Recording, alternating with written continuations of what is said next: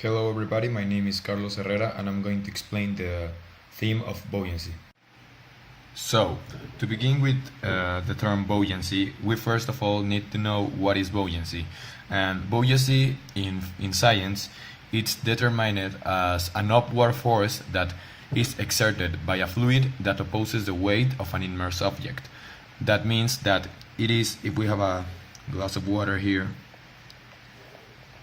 with the water, and we are going to try to put this ball inside here.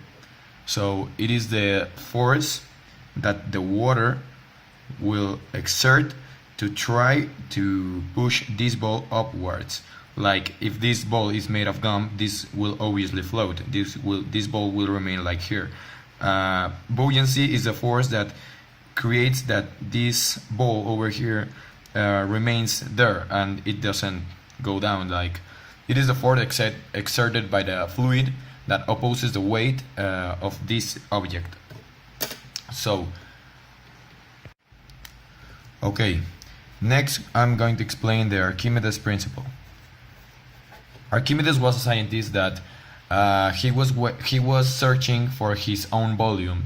How he get it? He placed himself in a bath of water. This is full of water. And he placed himself in. So he knew that if he has, imagine that he's this ball over here with, he want to know the volume. So he placed this body inside, and as long as he placed it inside, the water start to get off of this bath. So the logic explains that Archimedes used the logic that the volume of the body inside of the water will be the same volume that the water will exert. Like if this volume is of 100 square centimeters of volume, then 100 square centimeters of volume of water will be exerted by this water, and that is the volume of this. So if you want to know the volume of something, you can put it in water and calculate the water that's translate from its original shape. So that's the Archimedes principle. And next thing we are going to explain is this table over here. This said that we have the weight that is calculated with the mass of the object, the density of the object, and the volume of the object. This square over here is the Archimedes principle because it explains that the volume of the object will be the same as the volume of the fluid. The density of the fluid and the mass of the fluid will be necessary to know the buoyancy, the buoyant force. Well, there are a lot of things to know about this, but first of all I'm going to explain that if the buoyant force is more than the weight, the object will eventually float on water.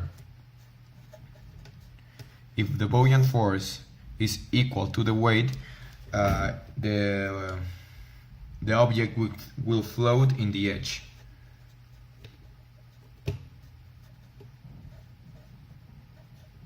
It will float in the edge of the surface. And if the buoyant force is less than the weight, it will sink. This is a case of like if you put a metal in water or something like that, it will sink. Now, to know this, it's important to know the density and the mass and the volume, because getting the volume and the density, you can calculate the mass, and eventually you will calculate the buoyant force.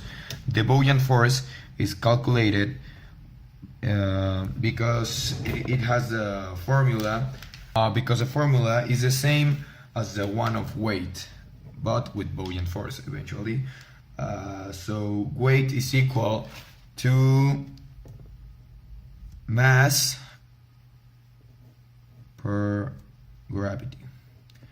Here it is the same, mass per gravity.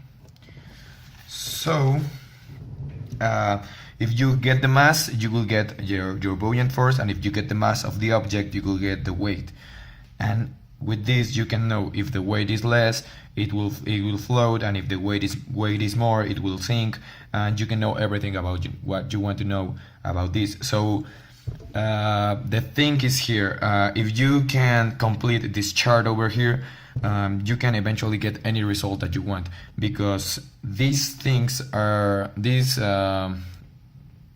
6 points are the only ones that are going to matter in order to know the buoyant force and the weight. So we know that if we have an object, imagine like this over here, if we place it on water, the water will displace the same volume of water. If this is 30 square centimeters of volume, then if I place it on water, there will be 30 square centimeters of water that will be displaced. So the volume of the object is the same as the volume of the fluid. The density of the object, you need to calculate it, or in some cases the problem will give it to you. If you know that it is a steel, you will know the density by searching it on Google or whatever. And the fluid, it's the same. The density is easy to know because if you have the volume and the mass, you can calculate it easily, and it is the same over here. But in many cases, the density is the density of water, because a lot of experiments are made of water, are made in water. But if it isn't in water, then use whatever you want, whatever it's your result of density. And to calculate the buoyant force and the weight, you need to know the mass, that is density by volume, and it is the same over here. And the gravity will be 9.81, except if you are in another planet, but you're not in another planet. But maybe if the question is about another moon or something like that, you can use the gravity of the planet you are in. They will tell it to you, because if not, you will use the 9.81, that is the gravity of Earth. Now, in the last point of this example, we're going to make like a problem, but we're going to imagine that we have a buoy right here, that it is sustained by a chain. So there you go, this is floating, and you want to know the force that is applied over here on the chain. So if you know that the weight of the buoy is 15, and the buoyant force is, I don't know, maybe 110, then you're going to need to subtract them. This is example, so here you go, you place 110, the buoyant force less 15, and there you go, 95 newtons is the force applied on the chain. And it is the same if you want to lift something. Imagine that you have a statue on the sea, a square statue, and it has a weight of 543 pounds, yeah, and the buoyant force is of 110, the same. Then you're going to subtract, but this is going to be inverse, because you're gonna know how much force you will need to have to lift this, to get this statue over the sea. So here you go, 543 less 110 is equal to 433. So you will need 433 newtons of force in order to get this statue off the sea. And the final formula of buoyancy is the formula of height. Height is equal to weight over density of the fluid by gravity by the base of the object. So imagine you have a cube on the sea